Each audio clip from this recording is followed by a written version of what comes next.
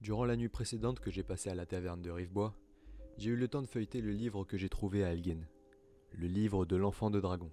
Il a été écrit par un adepte du culte de Talos, en l'an 360 de l'ère précédente. Il explique que la notion d'enfant de dragon évoque surtout les dirigeants de l'Empire. Cela viendrait de l'époque lointaine où Akatosh aurait eu pitié des humains et aurait béni Sainte Alessia avec son sang. Suite à cela, ils conclurent un pacte. Tant que les humains seraient fidèles à son sang, le dieu dragon du temps s'efforcerait de sceller les portails vers Oblivion, ainsi que de repousser les armées de Dédra, Mort-Vivant et Edra hors de Tamriel. C'est ainsi que Sainte Alessia fut le premier enfant de dragon, et que les empereurs qui lui ont succédé ont perpétué le pacte, en portant l'amulette des rois et en maintenant les feux du dragon allumés à la capitale. Les Nordiques, eux, ont une vision plus concrète de ce terme, et croient que les enfants de dragon étaient de grands tueurs de dragons, capables de voler les pouvoirs de ces derniers.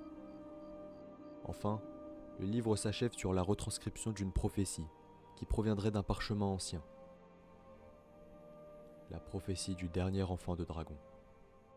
Lorsque l'anarchie gagne les 8 extrémités du monde, lorsque marche la tour de cuivre et que le temps est remanié, lorsque le triplement béni échoue et que la tour rouge tremble, lorsque le souverain enfant de dragon perd son trône et que la tour blanche tombe, lorsque la tour enneigée est démolie, sans roi, maculée de sang, le dévoreur de monde s'éveille et la roue tourne vers le dernier enfant de dragon.